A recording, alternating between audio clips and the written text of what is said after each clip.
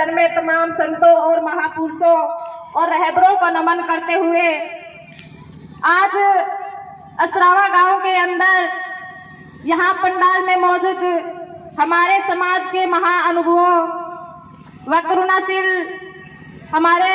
बंदे जी को मैं नमन करती हूँ और सभी ग्रामवासियों को बाबा साहब अम्बेडकर जी और महामना ज्योतिबा राव फुले जी की जयंती की हार्दिक शुभकामनाएं और बधाई देती हूँ। और मुझे यहाँ पर बुलाने के लिए और यहाँ पर बोलने का मौका देने के लिए विशेष तौर से भैया सुग्रीव जी का मैं धन्यवाद करती हूँ।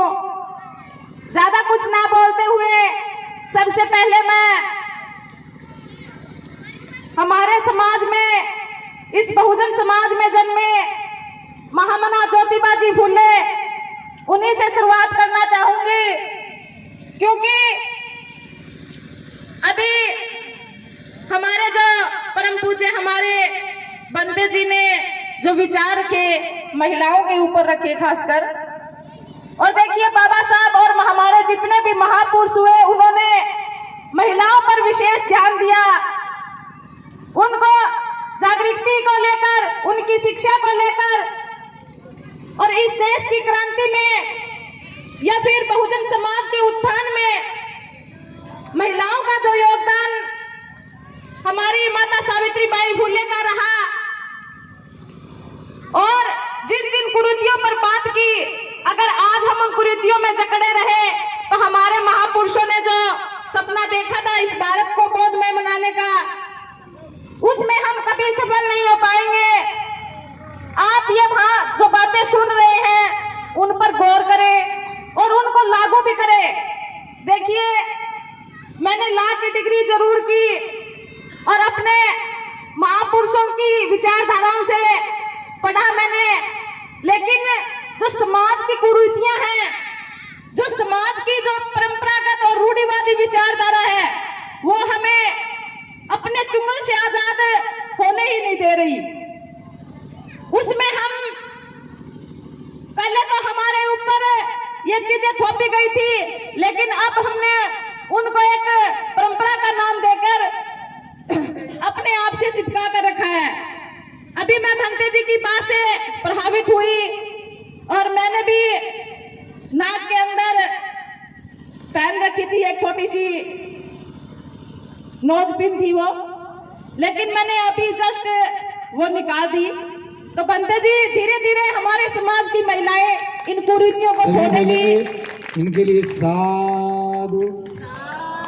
साधु साधु। दूसरी बात, जिस तरह हमारे समाज में महामना ज्योतिबा फुले हुए और माता सावित्रीबाई फुले की शिक्षा में जो उनका योगदान रहा, वो एक महान योगदान था। तो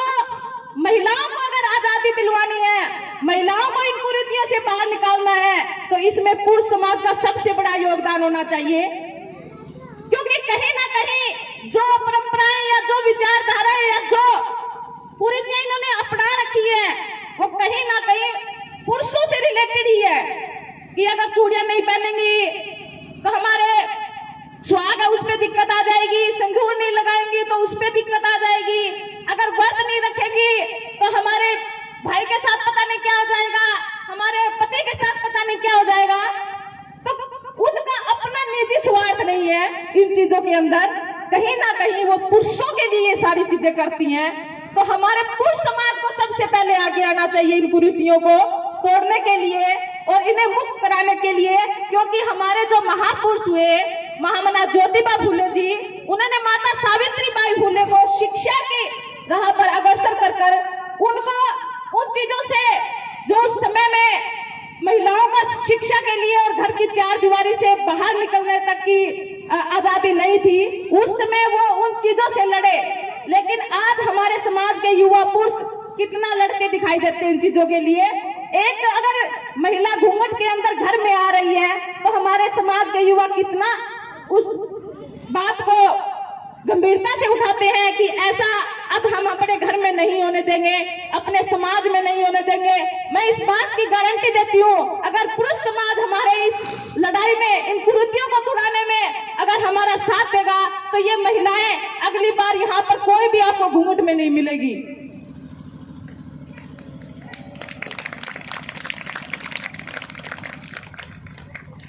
और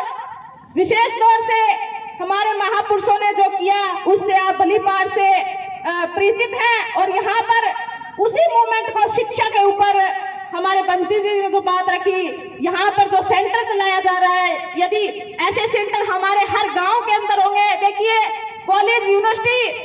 अगर हम नहीं बात कर सकते उन चीजों की,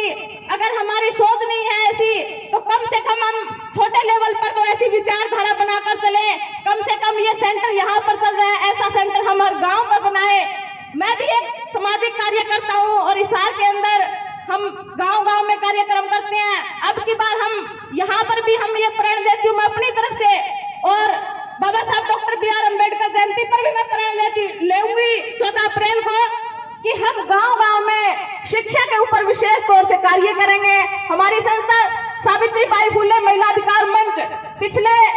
6-7 सालों से विशेष तौर से एजुकेशन पे हमने फोकस रखा, बच्चों की एजुकेशन पे, लड़कियों की एजुकेशन पे। और आगे हम ऐसे छोटे छोटे, हम गरीब परिवार से हैं, कॉलेज यूनिवर्सिटी की बात कर सकते हैं, लेकिन उनका निर्माण हमारी समझ से बाहर है। वो हमारे जो समाज के और होनहार और महाअनुभव जिनको ज्ञान है अच्छा, अगर वो ऐसी शुरुआत करेंगे तो हम उनका तन मन और धन से पूरा साथ देंगे। लेकिन हम अपने बिहार पर गांव-गांव में छोटे छोटे सेंटर बनाकर एजुकेशन की शुरुआत कर सकते हैं, क्योंकि कोरोना का जो 1 साल स्कूल बंद रहे और आगे भी होने की संभावना है, उसमें हम अपने बच्चों की एजुकेशन पर वो पिछड़े ना किसी भी तरीके से, इस पर हमें विशेष ध्यान देंगे। ज्यादा भाषणबाजी ना करते हुए हमें क्या करना चाहिए इस पर हमें विशेष ध्यान दिया जाना चाहिए। तो हमारा मकसद रहेगा कि हम एजुकेशन पर विशेष ध्यान देंगे